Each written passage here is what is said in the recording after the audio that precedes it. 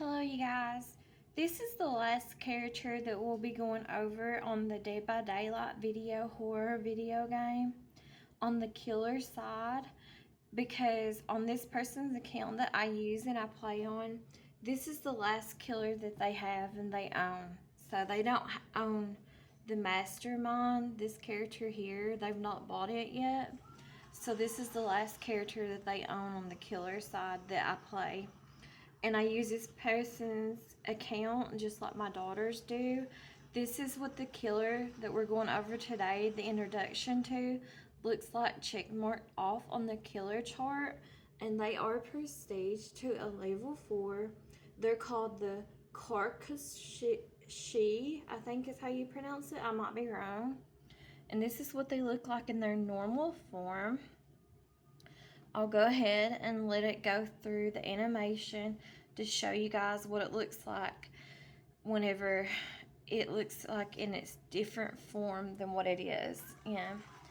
This character is very creepy and very scary. I think it's one of the creepiest, scariest characters in the game. I've not played this character at all, but I've seen other people play it. The only thing that I like about this character is whenever it goes into its ugly form or its creepy form in the game, you can do like a little dance with the character, and it's cute if you do that little dance with the character as you're chasing survivors. But I think it's kind of hard to play against this character. But I've never played as this character or nothing. Now let's go ahead, and it's really gruesome. Let's go ahead and read the backstory to this character. This is the last character that Dead by Daylight came out with so far as a killer. It's called the Krasue, or I might not be pronouncing the names right. Anyways, let's go over her backstory.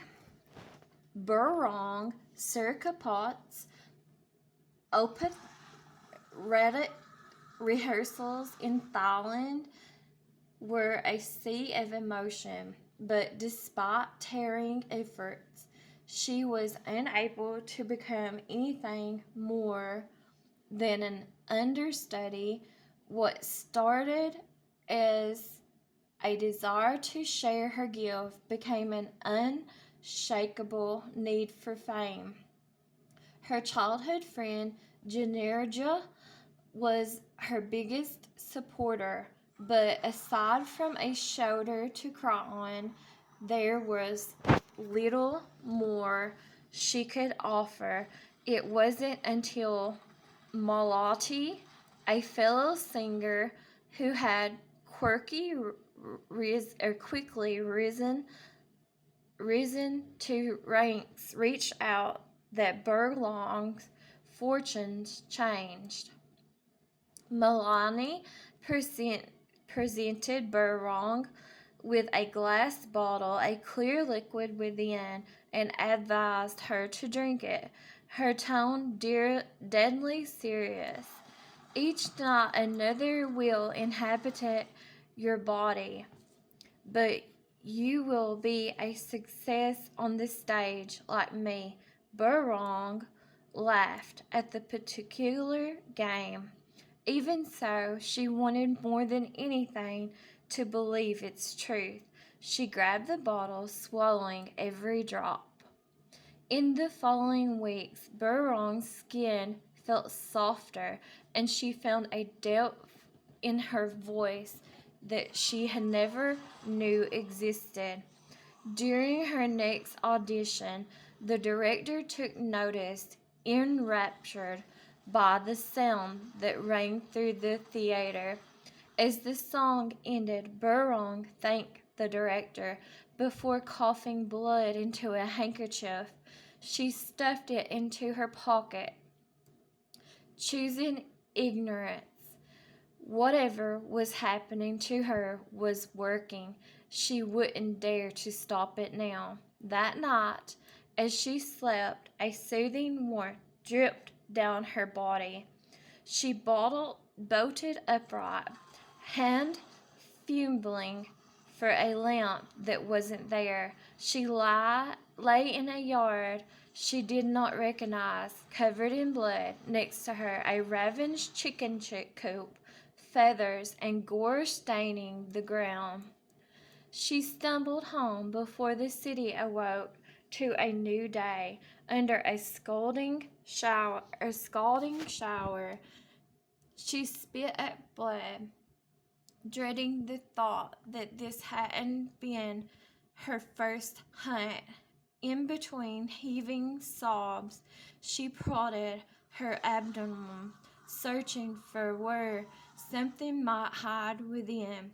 She called Janirja, but couldn't bring herself to reveal the horrors, instead telling her friend she'd been restlessly sleepwalking each night and needed someone to coax her back to bed. Janirja agreed to help. That morning, Burong awoke to Jiranja's hand lovingly placed on her cheek. As she looked up, she choked on her cries. Janira's severed hand fell from the bed, landing on her disemboweled. Let me scroll this down. Landing on her disemboweled carcass. For hours, she sat beside her friend's remain in a state of silent shock. Janirja was dead, and for what? When she couldn't stand the smell of blood any longer, she grabbed cleaning supplies. As the sun set, a deep stain remained on the carpet. She walked through the streets until I reached Milani's home. Milani's opened the door, and upon seeing Burong's eyes, immediately defended herself. She claimed she committed no wrong. She had been cursed, and the only way to be rid of it was to pass it to someone else.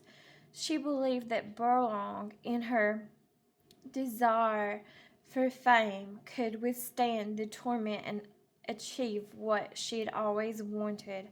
Anger stirred within Burong. She fell to the floor as furious heat spilled over her. Milani stared in horror, and while Burong dug nails into her own skin, ripping at the burning agony as she tore chunks of flesh from her neck.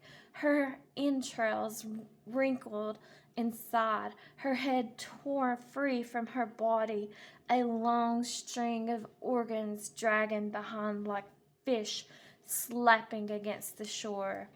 A seething hunger took over a Burlong's disembodied head, lifted into the air.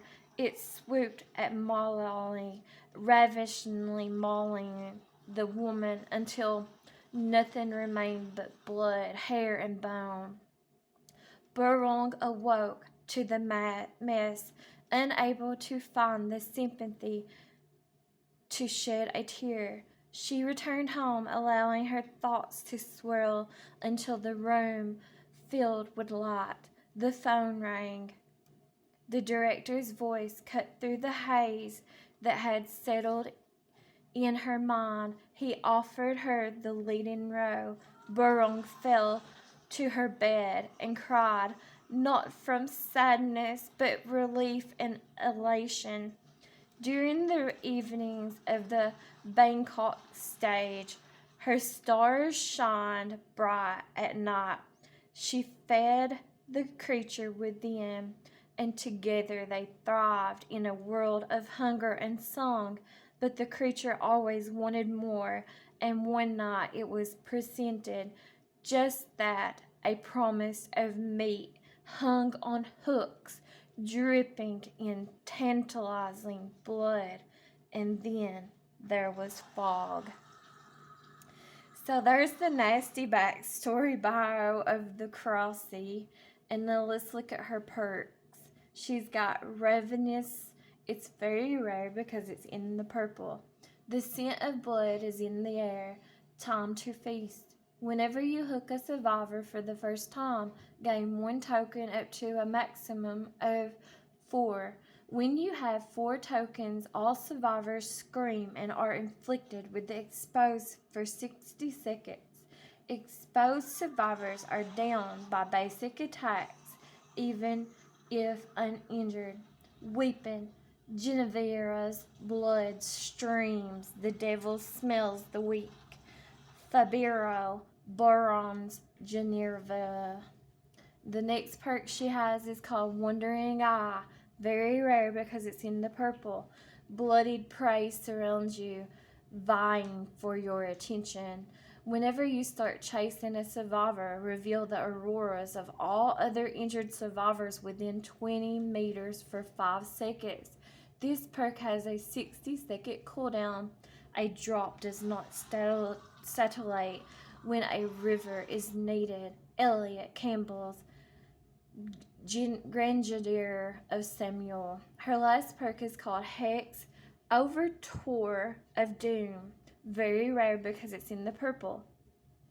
A hex that plays on the paranoia of others. Spawns of hex totems that curses the farthest generator and reveals its aurora in yellow. When a survivor repairs the cursed generator for 5 seconds, you gain undetectable, and your terror radius is applied to the generator for 30 seconds.